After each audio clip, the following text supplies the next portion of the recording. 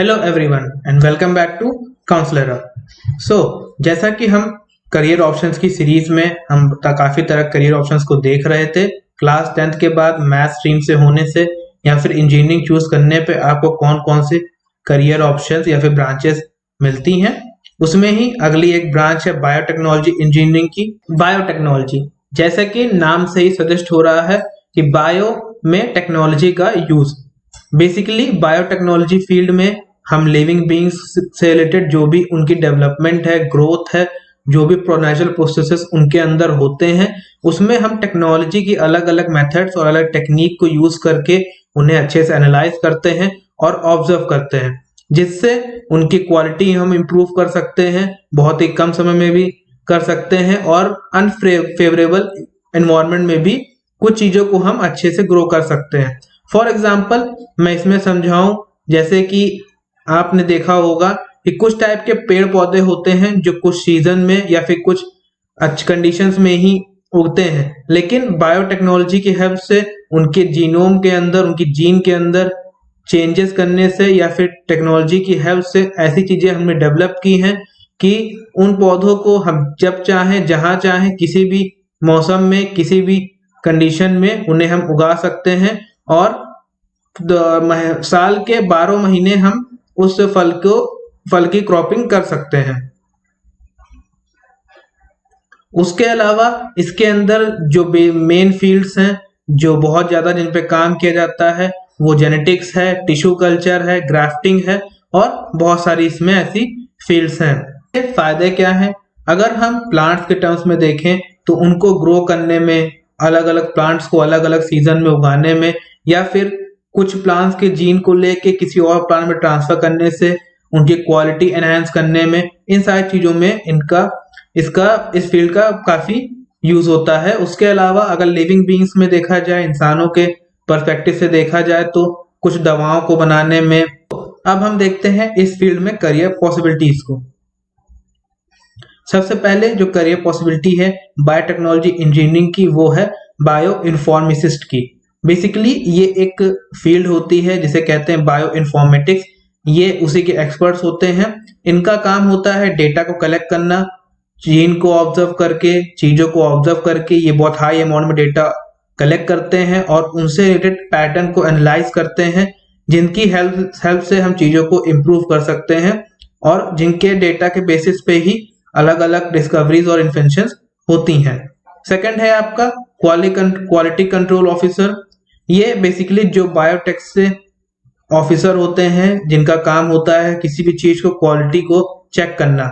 जैसे कि कुछ प्लांट्स को अगर हम ग्राफ्टिंग के थ्रू या फिर किसी और टेक्नोलॉजी यूज करके या किसी मेथड के यूज करके हम अगर उसको एज अ क्रॉप कहीं पर हम उसे उगाते हैं तो उसकी क्वालिटी को मेंटेन करना, ये चेक करना कि वो एक इंसान के लिए अच्छी है या नहीं, ये सारा काम क्वालिटी कंट्रोल ऑफिसर का होता है। थर्ड है आपका एनालिस्ट। एनालिस्ट बेसिकली एक्सपर्ट्स होते हैं, वो किसी भी फील्ड के हो सकते हैं। बायोटेक के अंदर भी बहुत सारी फील्ड्स होती हैं, बायोकेमिस्ट्री, बायोलॉजी, फूड टेक्नोलॉजी। इन सारी जो फील्ड्स होती हैं उनके एक पार्टिकुलर फील्ड का जो एक्सपर्ट होता है उन्हें एनालिस्ट कह सकते हैं आप। ये बेसिकली चीजों को एनालाइज करके उनसे रिलेटेड चीजों पे फिर आगे काम करते हैं, चाहे वो बिजनेस रिलेटेड भी हो सकता है या फिर कोई चीजों को डेवलप करना, डिस्कवर करना भी हो सकता है। फोर्थ है आपका एनवायरमेंटल और सेफ्टी स्पेशलिस्ट। इनका काम होता है कि जो भी हम टेक्नोलॉजी यूज कर रहे हैं या फिर जो भी टेक्निक हम यूज कर रहे हैं किसी भी प्रोजेक्ट के लिए, किसी भी डिस्कवरी के लिए, उसका क्या इफेक्ट होता है हमारी इन्वायरमेंट में। सपोज हम किसी क्रॉप को टेक्नोलॉजी यूज करने के बाद हमें ये पता चले कि कोई क्रॉप बहुत अच्छी तरह से ग्रो करती है, लेकिन उसको उगाने में जो हम टेक्नोलॉजी यूज कर रहे हैं उसका एनवायरनमेंट में बहुत हार्मफुल इफेक्ट पड़ रहा है। हो सकता है उसे उगाने हम कोई केमिकल यूज कर रहे हो जो एनवायरनमेंट को हार्म कर रही हो। तो सारी चीजों को चेक करना, उसकी रिपोर्ट बनाना एनवायरमेंटल और सेफ्टी स्पेशलिस्ट का काम होता है। फिफ्थ है आपका रिसर्च साइंटिस्ट और असिस्टेंट।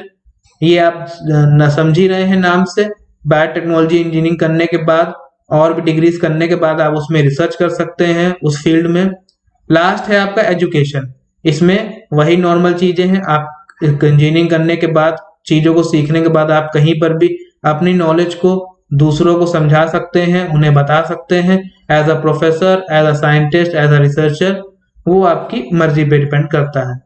उसके अलावा इसमें जो टॉप रिक्रूटर्स कुछ कंपनी होती हैं जो बायोटेक्नोलॉजी इंजीनियर्स को प्रेफर करती हैं अपने काम के लिए, वो है Allied Analytics LLP, Sun Pharmaceuticals Limited, Omics International Private Limited, GlaxoSmithKline Pharmaceuticals Limited, Panacea Biotech Limited, Mankind Pharma Limited. ये कुछ प्राइवेट कंपनीज हैं जो बायोटेक्नोलॉजी इंजीनियर्स को रिक्रूट करती हैं। उसके अलावा गवर्नमेंट अथॉरिटीज भी हैं जिनको बायोटेक्नोलॉजी से इंजीनियर्स की हेल्प जरूरत पड़ती है। जैसा कि आप जानते हैं इंडिया एक एग्रीकल्चरल कंट्री है, यहाँ पर एग्रीकल्चर फार्मिंग बहुत अच्छे लेवल पे होती है, इसीलिए सरकार बायोटेक इंजीनियर्स को रिक्रूट करती है क्रॉप्स की क्वालिटी को इम्प्रूव करने के लिए और उसे क्वांटिटी को एनहांस करने के लिए। उसके अलावा बायोटेक्नोलॉजी इंजीनियरिंग में आपको जो क्वालिफिकेशन जो कोर्सेज करने होते हैं वो ये हैं। प्राइमरी डिग्री आपकी बीएससी बीटेक है बायोटेक में, सेकेंडरी डिग्री आप एमएससी एमटेक पीएचडी जिसके बाद आप रिसर्च के लिए जा सकते हो वो होती है। उसके अलावा इस फील्ड में सैलरी इनसाइट्स, जब आप फ्रेशर रहते हो मतलब बीटेक या एमटेक करने के बाद निकलते हो किसी अच्छे कॉलेज से कोर्स को अच्छे से करने के बाद, तब आपको 3 to 5 lakhs पर एनम का पैकेज मिल सकता है प्राइवेट कंपनी में as well as government side से भी। और जब आप इस फील्ड में एक्सपीरियंस हो जाते हो, काफी टाइम हो जाता है आपको, आपके पास काफी एक्सपीरियंस हो जाता है, आप प्रोजेक्ट्स कर चुके होते हो काफी सारे, आप कुछ डिस्कवरीज में भी हो सकता है हेल्प कंट्रीब्यूशन अपना दे चुके हो सकता है आप कोई रिसर्च कर रहे हो, तो उसके बाद आपकी पे 8 to 9 lakhs पर एनम तक बढ़ जाती है। ये थी वीडियो हमारी बायोटेक्नोलॉजी इंजीनियरिंग पे, और आगे और भी इंजीनियरिंग से रिलेटेड अलग अलग करियर ऑप्शन से वीडियो आने वाली हैं। उन सारी वीडियोस को देखने के लिए चैनल को सब्सक्राइब जरूर करें, और अगर वीडियो काम की लगी हो तो इसे please like share and subscribe करें। Thank you and stay tuned.